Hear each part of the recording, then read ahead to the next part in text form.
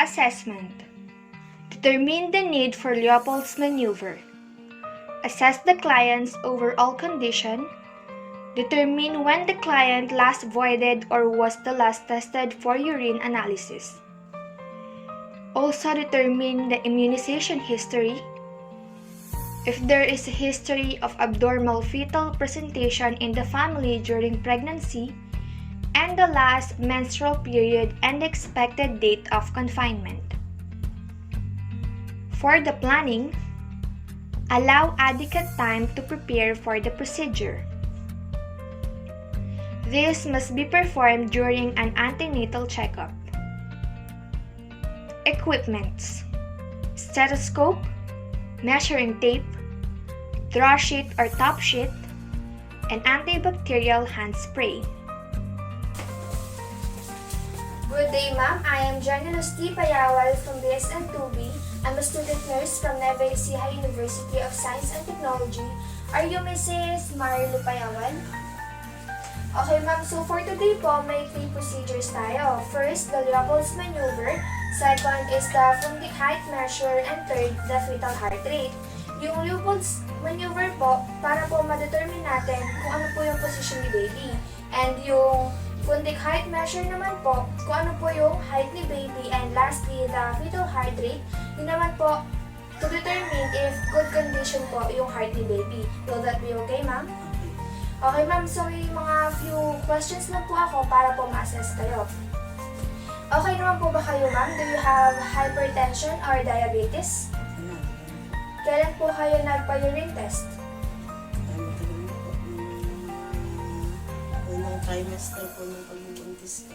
Okay, ma'am. So, do you experience abnormal fetal presentation po in the family? Nung pong first baby ko.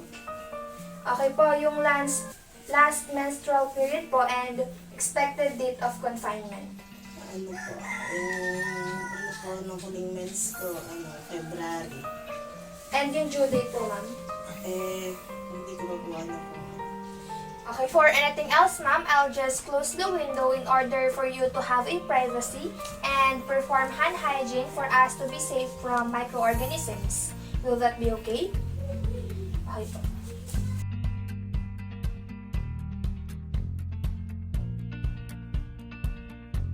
Ma'am, gusto niyo po ba munang umihi? Kasi po makaka-apekto po if puno yung bladder niyo sa determination ng position ng baby. Okay po, ma'am. So, first po na procedure na gagawin natin is the fundal height measure. Start na po tayo. Obtaining fundic height. Position the client in a dorsal recumbent position, then place a pillow under the head for comfort. Place a rolled small towel or pillow on under the client's right hip.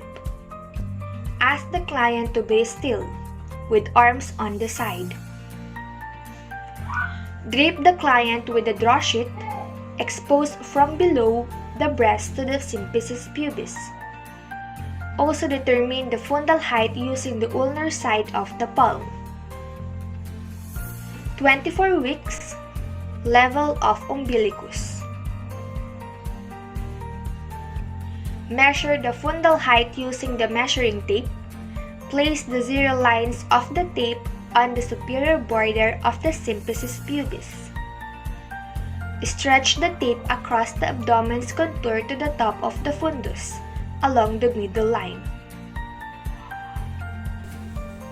Okay, ma'am. So, yung height po ni baby is 26 centimeters, which is normal po. Next na procedure naman po is the Leopold's maneuver. This will determine po kung ano po yung position ni baby.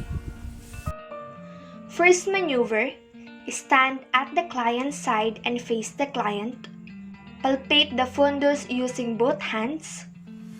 Curve the fingers around the uterus top and feel for the fetal part lying in the fundus. Use the palm. Palpate for size, shape, consistency, and mobility of the fundus fetal part.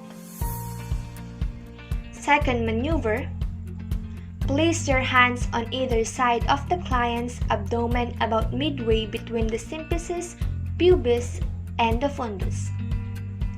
Move the hands on the sides of the abdomen. with one hand in place to steady the uterus. Use the other hand to palpate the uterus opposite side with a firm, circular motions. Repeat the maneuver on the other side of the abdomen. Third maneuver or Pollick's grip. Continue facing the client. Grasp the lower abdomen's portion immediately above the symphysis pubis between the thumb and middle finger of one of your hands. Fourth maneuver. Face the client's feet and place your hands palmar surface on each side of the client's abdomen.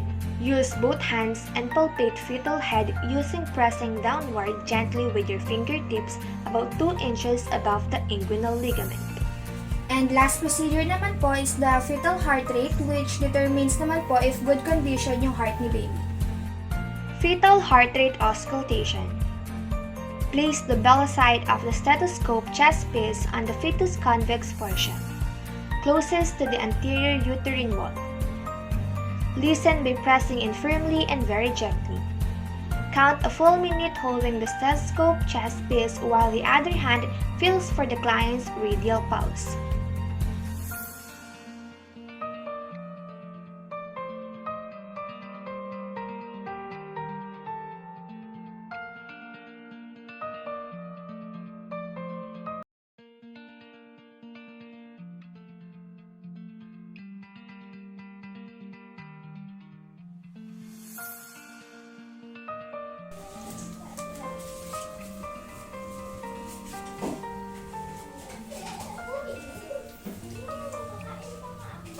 Okay ma'am, so yung position po na baby is normal naman po, and but the fundal height and the fetal heart rate are also normal. Yun lang po yung procedure natin for today. Thank you po. Evaluation and documentation.